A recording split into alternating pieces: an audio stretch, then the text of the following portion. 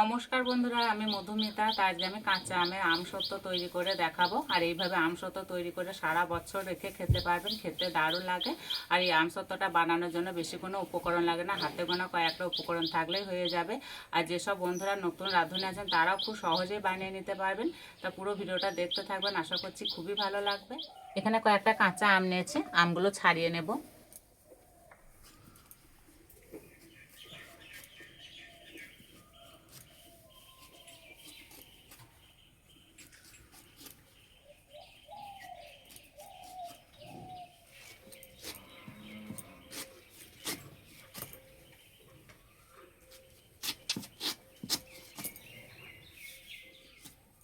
আর ঠিক এইভাবে ছোট ছোট করে কেটে নেব।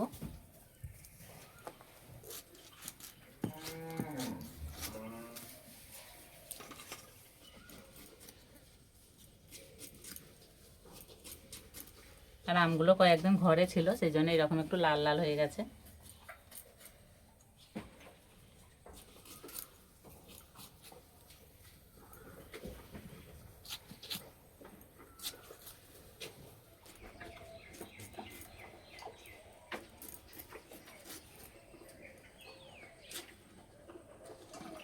সব আমগুলোকে কেটে নিয়েছি, এবার ধুয়ে নেব।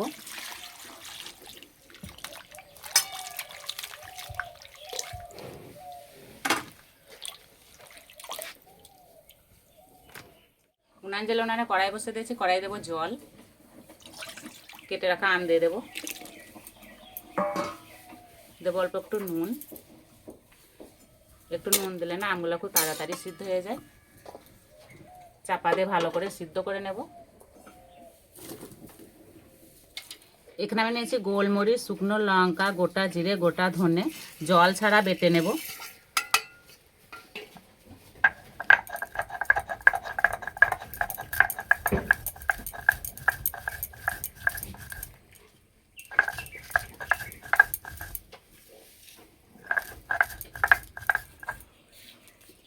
এই আমসত্ত্বে খুব একটা বেশি মশলা দিলে খেতে ভালো লাগবে না, অল্প করে দিতে হবে।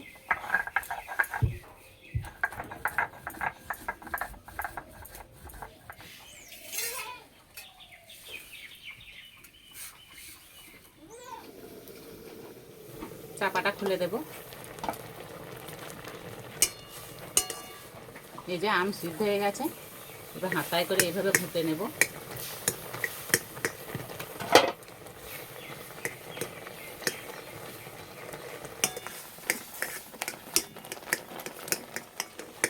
যেসব আম ঘরে থেকে শুকিয়ে যায় বা একটু পাকা পাকা হয়ে যায়, সেই সব আমে আমসত্ত্ব করলে না রঙটা খুব সুন্দর হয়।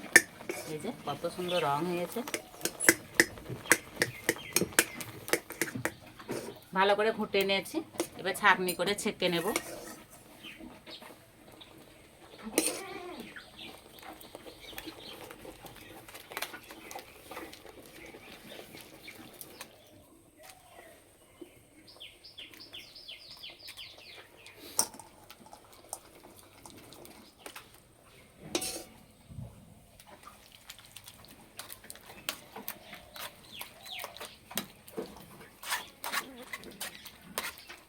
কড়াই ভালো করে পরিষ্কার করে নিয়েছি। আমি যে জল ছাড়া মশলাটা গুঁড়ো করে রেখেছি, মশলাটা দিয়ে দেব। হালকা করে একটু ভেজে নেব। এবার আমের মাড়িটা দিয়ে দেব।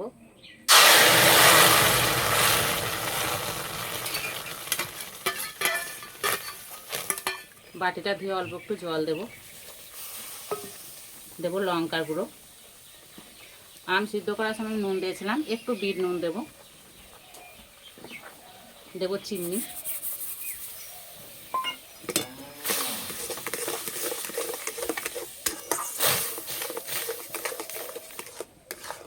একদম ঘন করে রান্না করে নিতে হবে।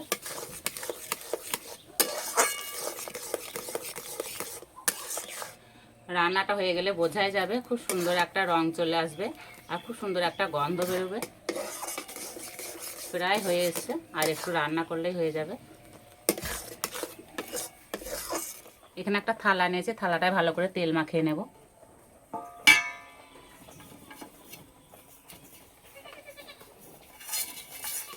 রান্না হয়ে গেছে, এই যে আগের থেকে অনেকটাই ঘন হয়ে গেছে। এবার নামিয়ে দেব। এই তেল মাখানো থালার মধ্যে ঢেলে নেব।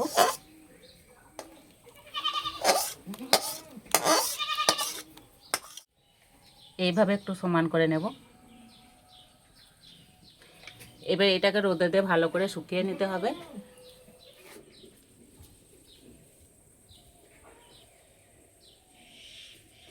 ভালো করে শুকিয়ে নিয়ে চলে এসেছি। আমার মোটামুটি 3টে রোদ লেগেছে শুকাতে।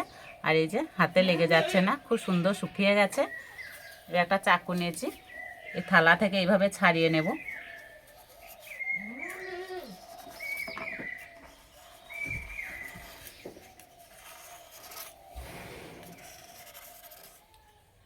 আর কত সুন্দর উঠে যাচ্ছে, এই যে কত সুন্দর হয়েছে। এবার আমি এইভাবে লম্বায় কেটে নেব।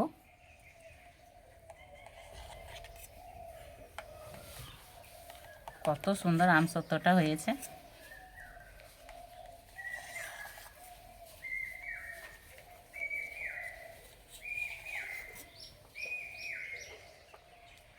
এবার আমি এইভাবে রোল করে নেব।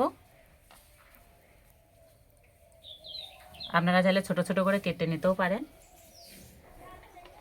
এই যে দেখতে কত সুন্দর লাগছে।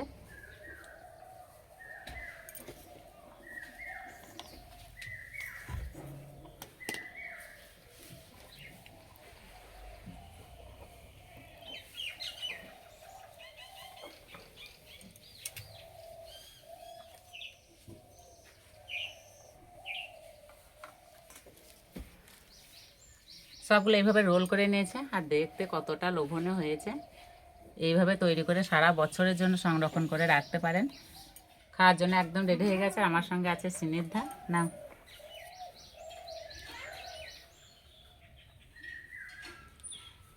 দেখে মনে হচ্ছে একদম সুতোর রিল, মানে সুতোর গুটিগুলো যে কিনতে পাওয়া যায় না, সেই রকম লাগছে। আর আমার তো এই আমসত্ত্ব খেতে দারুণ লাগে।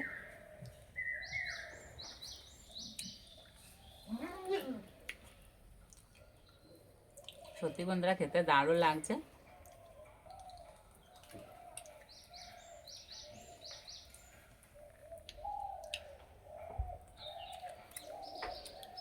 বিকেলবেলায় আমসত্ত্ব খেতে যা লাগে না।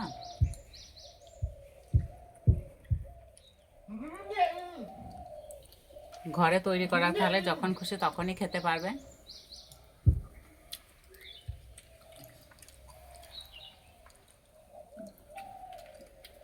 তো এইভাবে কাঁচা আমের আমসত্ত্ব তৈরি করে আমাকে কমেন্টে জানাবেন কেমন লেগেছে। আজকে রেসিপিটি ভালো লাগলে বন্ধুদের সঙ্গে শেয়ার করবেন, চ্যানেলটি সাবস্ক্রাইব করবেন।